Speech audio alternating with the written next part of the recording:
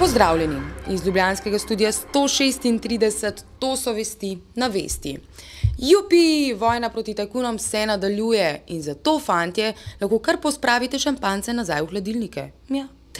Kriminalisti 4 policijskih uprav so včeraj preiskali sedež pivovarne Laško, podjetij, ki so del njene skupine Pivovarna Union in Radenska, in družb, ki so z njo lastniško povezane. Atke Prime, ki je v neposredni lasti prvega moža pivovarne Boška Šrota, Kolonela, Centra naložb in Infonda holdinga.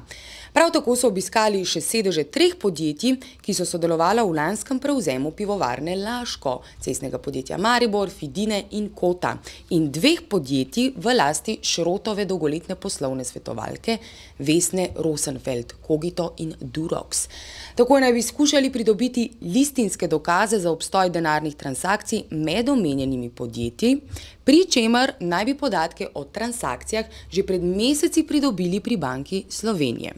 Na podlagi dokumentov naj bi kriminalisti posamezne posle skušali povezati v verigo, s katero naj bi dokazali, da je bil končni cilj poslov med podjetji v Sloveniji in tujini črpanje sredstev iz družb skupine Pivovarne Laško, ki naj bi jih krog Boška Šrota porabil za financiranje zaprtja lastništva Pivovarne Laško in Infonda holdinga.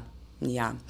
Vršilec dolžnosti prvega policaja Janko Goršek je medijem pojasnil, da policija preiskuje 16 gospodarskih subjektov, na terenu pa deluje približno 80 policistov in kriminalistov.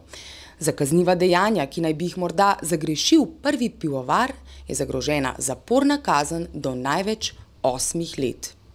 Ali lahko mi, mediji, zapišemo, da je to vojna proti tajkunom, ki jo vodi policija, vlada, država zoper tiste, ki so nepridipravi? Gre za aktivnosti kriminalistične policije, ki mora, predvsem pa slovenski policisti, ki mora delati v skladu z zakonom. Za nas je edino in tisto pravilo, kar mora biti, da pri zakonu mora biti vsi enaki in mi kot takšni moramo zagotoviti ali pa se dati povratno informacijo, ali so posamezne osebe dejansko osumljene storitve kaznivih dejanj ali ne. Se pravi, policija je dolžna potrditi te sume ali ne nazadnje tudi vršiti. Medtem pa je prvi tajkun podalpske dežele, Boško Šrot, sestankoval pri odvetnikih v centru Ljubljane. Njegov šofer je Mercedesa 500 najprej napačno parkiral na Tavčarjevi ulici pri sodišču, nato je zaradi izogibanja medijem krožil po centru, da bi na koncu pobral svojega šefa in ga odpeljal nazaj proti deželi hmelja.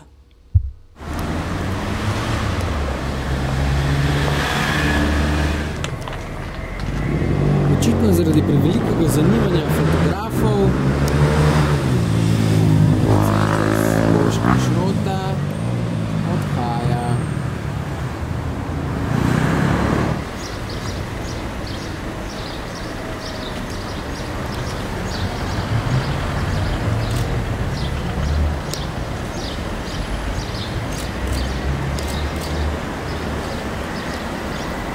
Boško Šrot ni bil na sodišču, ampak je bil pri nekem odvetniku.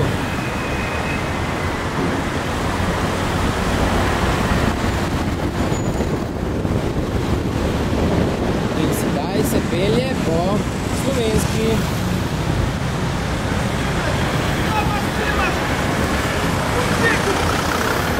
Kva? A ste slišali tole na koncu? Kaj pa snimaš, no, nehi? Halo, kaj s tem folkom? Če smo torej pravi mediji non-stop na preži, ali tudi naša vrla policija sploh kdaj spi? Ali spi, se sprašujem? Ne vem. Ali policija sploh kdaj spi? Policija? Ja, jaz osebno zelo malo, pričakujem pa tudi drugi zelo malo v zadnjem času. Poslanci Visokega zbora pa so razpravljali o predlogu SDS-ovega ustavnega zakona za tako imenovane izbrisane. Tako imenovani opozicijski prvoborec zoper tako imenovane izbrisane špekulante iz 90-ih, magister z najvišjim povprečjem ocen 9,87 na tako imenovanem rdečem FDV-ju, Branko Grims, nam je v posebnem pogovoru v parku pri DZ pojasnil, kaj bo Slovenija zamudila, če ga poslanci ne sprejmejo. Če bi danes sprejeli ta ustavni zakon ali pa recimo v neki bližnji bodočnosti, bi se s tem ta tema zaprla, ker bi bila urejena enkrat za vselej. Tako pa sami v tranzicijski levici to temo vedno znova odpirajo, vedno znova se njim samim vrača njihova nedoslednost in nenačelnost kot bumerang in v bistvu so v tistem položaju, kot profesor, ki ima enega slabega učenca. Vedno, ko ga vrže na izpitu, se mu vrne in tako se zgodba ponavlja v nedogled. To je isto, kot doživlja sedanja vladajoča koalicija s tako imenovanimi izbrisanimi. Ker nočejo tega urediti z ustavnim zakonom na praven in pravičen način, se seveda tema vedno znova odpira sama po sebi, oziroma jo kar sami odpira. Špela stara, a si videla tega našega Janša, ko je spet naščuval enega svojega frenda, da Muri Grimsu, Bogi Grims. Daj, puši enkrat ta posnetek.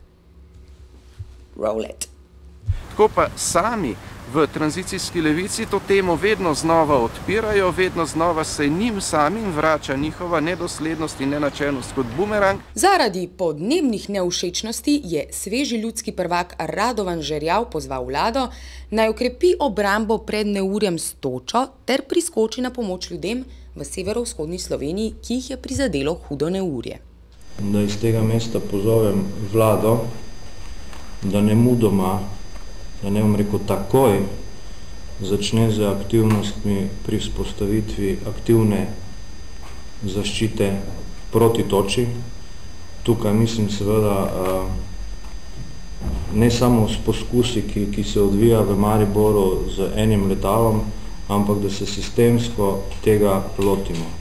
Nesprejemljivo je, da bomo kar nemo spremljali, kako nam narava iz tedna v teden popolnoma uničuje naše premoženje.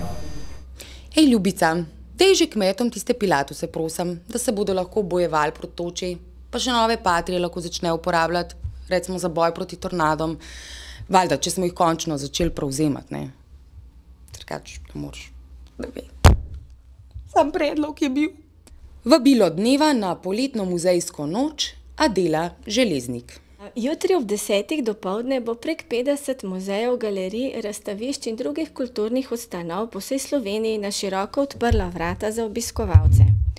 Poleg brezplačnega vstopa na razstave bo ponudilo skoraj 200 različnih dodatnih programov, kot so strokovna vodstva, predavanja, kreativne delavnice za vse generacije, družabne igre in razna zabavna tekmovanja, potem bolšji sejem v Tivoliju, bazar afriških izdelkov, umetne obrti v Slovenskem etnografskem muzeju, prekmurski večer s kulinaričnimi in etno značilnostmi v Narodni galeriji ali srečevanje z zvezdami športa v Muzeju športa.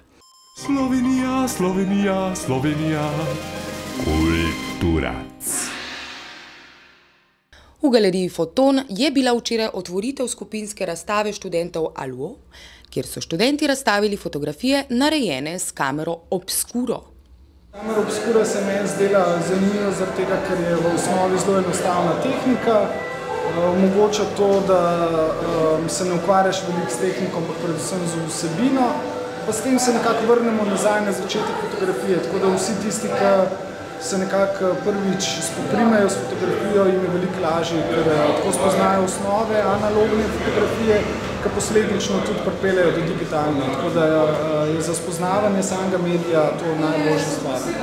Na Ljubljanskem Čevljarskem mostu je svoje zverinice mimoidočim turistom na ogled razstavljal umetniški direktor Igor Šprajcer.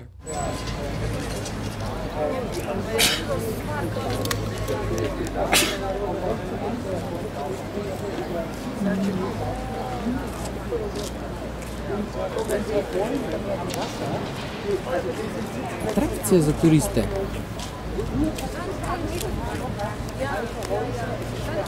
A niso nič zašpilali oni? Ne vem, Sarkič je bil tam. Te sodobni umetniki. A ne, da Zoki, tebi govorim Zoki, samo da se nekaj dogaja, ne? Po uspešni predstavitvi novega videospota za pesem Ta noč je moja, ki sta jo posnela skupaj z Janezom Bončino Benčem, je Rok Trkaj sinoči v Topu nad Ljubljano predstavil še videospot za angleško različico pesmi s spremenjenim naslovom The Night of My Life.